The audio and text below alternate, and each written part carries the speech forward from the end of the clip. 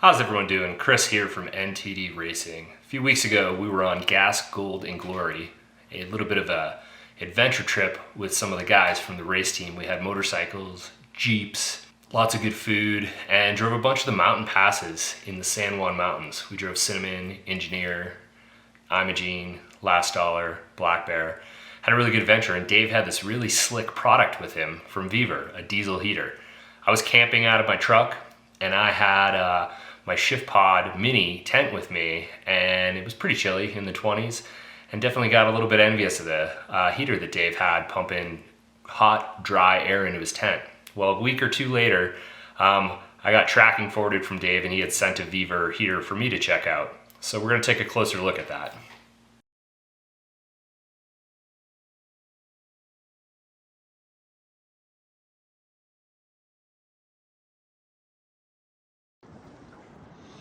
So the first steps in the directions here, pretty easily laid out.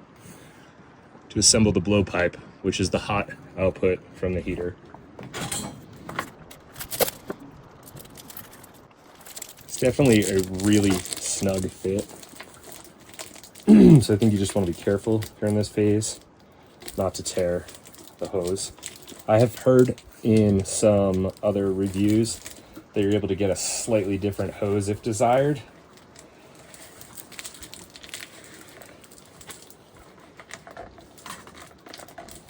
But it's on there. One nice thing they did is they put these wing nuts on here so you can actually just do it by hand.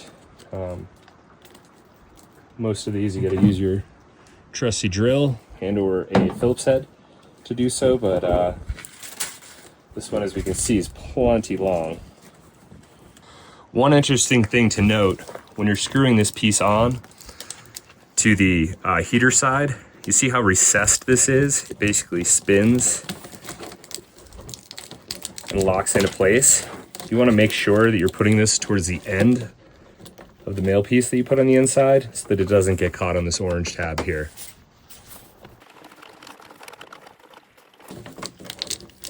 Pretty simple, quarter or eighth turn, get it off and on. Next, we're going to do the actual vent side. I'll give you some little gloves. You know, with the diesel heater, any heater this type, there is going to be a combustion process that produces the heat, and things will get hot, especially that exhaust pipe.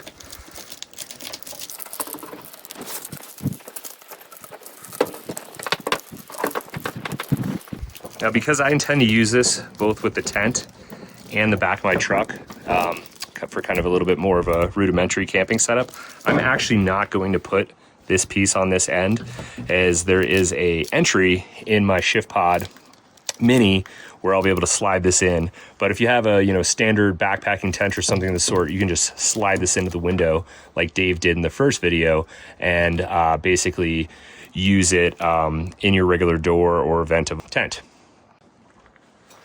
The next component we're going to put together is the exhaust pipe, and this is pretty interesting. It has a threaded little piece on two ends, one for the small exhaust muffler, the other attaches just to the exhaust of the unit. This one's different than the unit that Dave reviewed. The unit that Dave reviewed, the exhaust was on the opposing side of the outlet for the heat. So we'll see how that plays out in usage here. But important thing to remember with putting this piece apart, this is the direct exhaust off the heater. Make sure that you put this heat shield on and clamp it down real tight, because this is going to reduce heat quite a bit.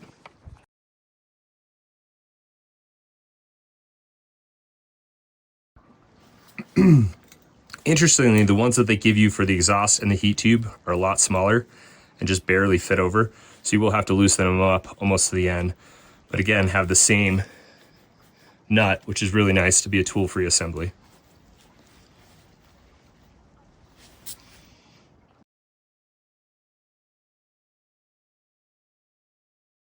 Lastly, before firing this up for the first time and doing the break-in cycle, we're going to fill it up with a little bit of diesel.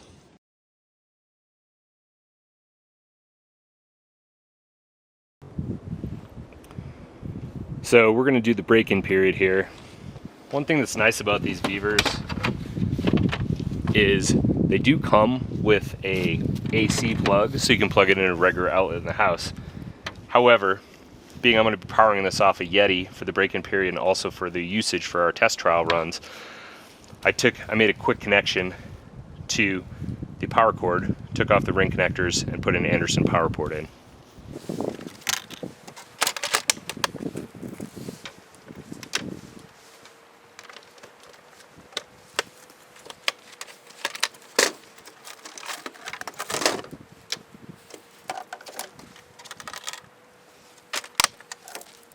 Being that this is just the break-in period, I'm actually not going to connect the hose here. I'm simply going to connect the exhaust.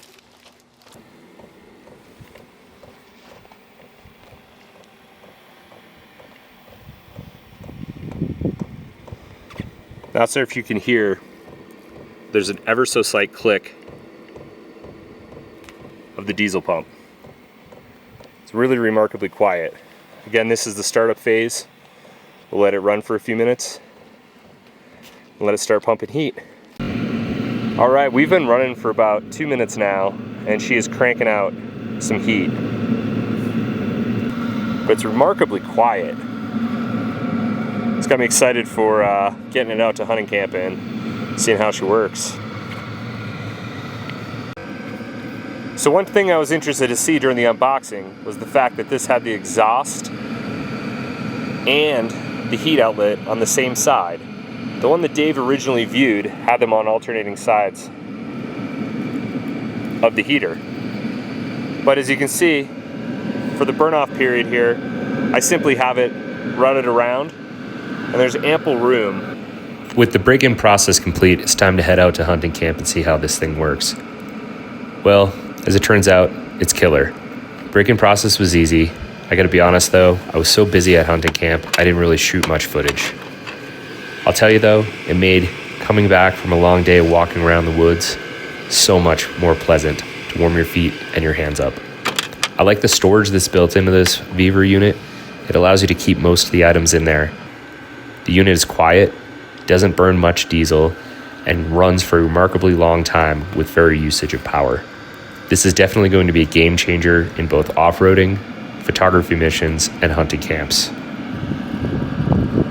I appreciate that I was able to put this heater through the test at 10,000 feet and higher, and it didn't skip a beat. All right, so here's my conclusion after getting to use this heater on a couple different trips. I used it during elk season here in the San Juan Mountains of Colorado. We had some cold temps into the low 20s. At night, it was really warm during the day, 60s. I used it both with my ShiftPod Mini tent, which is a pretty awesome tent, has ports that you can pump the heat right in, and I also just used it in the back of my pickup truck. A few observations: it is really good on power, doesn't burn a ton of power, and it is really good on using diesel. I only used it 2 nights at a time each outing. But I had sufficient power remaining in my Goal Zero Yeti 1000, as well as sufficient diesel.